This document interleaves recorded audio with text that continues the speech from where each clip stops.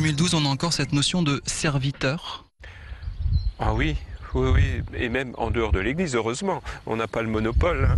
Même si c'est plus difficile, évidemment, d'être dans la gratuité, mais je crois que c'est justement parce qu'on en a besoin que ça répond à quelque chose. On a besoin de gratuité. Charles, vous êtes séminariste. Qu'est-ce qui a fait que dans votre vie, à un moment donné, on décide de se lancer dans cette grande aventure ?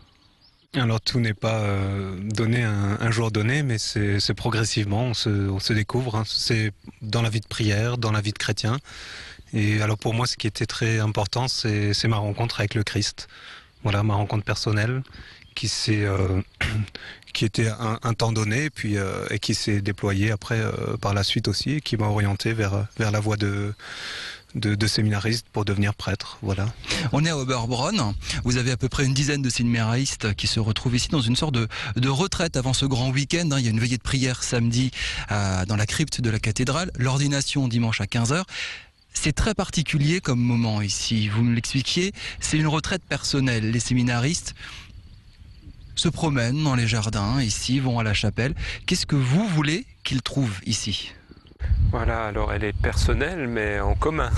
C'est-à-dire qu'on est guidé par des conférences spirituelles, 2 par jour, mais ensuite chacun est renvoyé, voilà, à son propre discernement, à sa propre prière, à sa propre réflexion autour de l'Évangile et Christ. On le voit à l'image, vous avez notamment en repas, ensemble, en commun, en silence, mais en musique.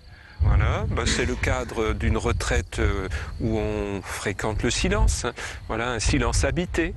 Charles, est-ce que vous avez l'impression de vivre en marge de la société, de vivre à part, dans un autre temps ? Du tout, du tout. Au contraire, j'ai l'impression de davantage y être depuis que je suis séminariste, depuis que je m'engage pour l'Église. Je pense que s'engager, c'est aussi prendre sa part active. Vous le disiez tout à l'heure, on a besoin de gens qui donnent gratuitement. C'est vrai qu'aujourd'hui, on vit dans une société où beaucoup de gens sont perdus, en difficulté. Vous avez l'impression de pouvoir leur apporter quelque chose en étant prêtre ? Moi, pas forcément, mais en tout cas, de leur apporter Dieu, oui, si on veut. Il y a une crise des vocations, je l'ai dit tout à l'heure, à peu près 500 prêtres dans la région, 20% de moins qu'il y a 10 ans. Vous êtes confrontés à ce problème. Les églises se vident, on ne peut pas le nier, vous avez de moins en moins de prêtres. Comment on fait pour faire vivre une église aujourd'hui ? Avec des jeunes gens comme Charles ? Évidemment, numériquement, c'est beaucoup plus difficile, je crois, pour les prêtres plus anciens. La question n'est plus là au niveau du nombre. Il y a une ambiance sécularisée. Ça ne veut pas dire une ambiance non religieuse ou sans aspiration religieuse. Mais de fait, on grandit là-dedans. Donc, qu'on soit nombreux ou pas, l'Église, elle vit. et donc, Mais elle n'est plus forcément écoutée. On reproche à l'Église de ne pas vivre dans son temps. C'était ma question, Charles. Sur des questions de société, vous êtes un peu en marge. Sur les questions de familiales, de nouvelles cellules familiales, il y a beaucoup de divorcés. Aujourd'hui, vous avez un rôle très particulier là-dedans.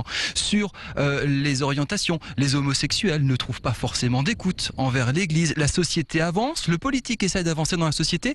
L'Église est accusée, à tort ou à raison, vous allez me le dire, d'être en marge. Comment vous le ressentez, ça ?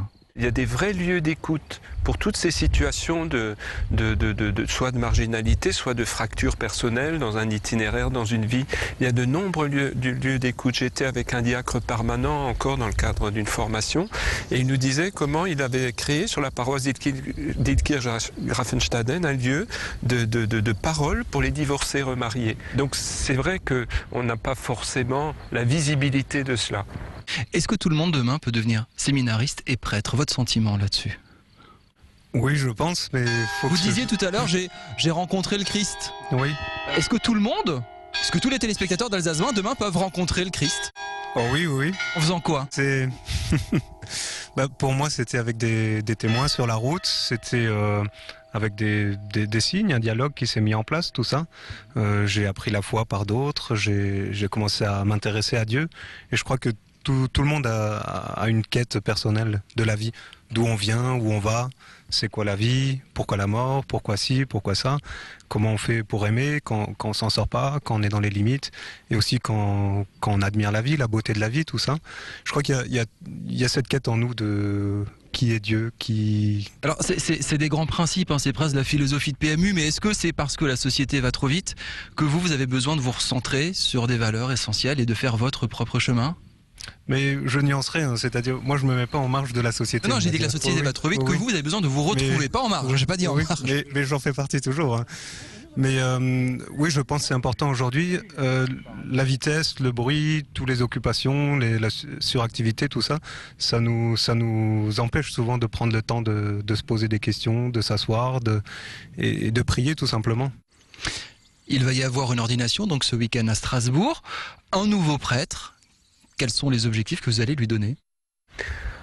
Ah ben alors moi je vais rien lui donner, mais il va recevoir une nomination par l'évêque, hein, et il sera nommé dans une paroisse pour vivre avec la communauté chrétienne du lieu où il va être envoyé. Vous l'appelez pas pour faire un reporting combien de vêpres aujourd'hui ? Voilà, c'est ça. Il n'y a pas d'objectif chiffré non plus en disant écoute, si au bout de l'année il y a vous pas devez être la seule boîte d'Alsace à pas avoir d'objectif chiffré. Voilà, c'est ça. Mais c'est vrai que on se situe à un autre plan. Mais c'est pas forcément plus confortable parce qu'on aimerait bien se raccrocher à la sécurité des chiffres. Mais c'est vrai que ça se situe autrement. Bonne route en tout cas, donc ordination ce week-end à Strasbourg. Si ça vous intéresse, participez donc également à cette veillée samedi également dans la crypte.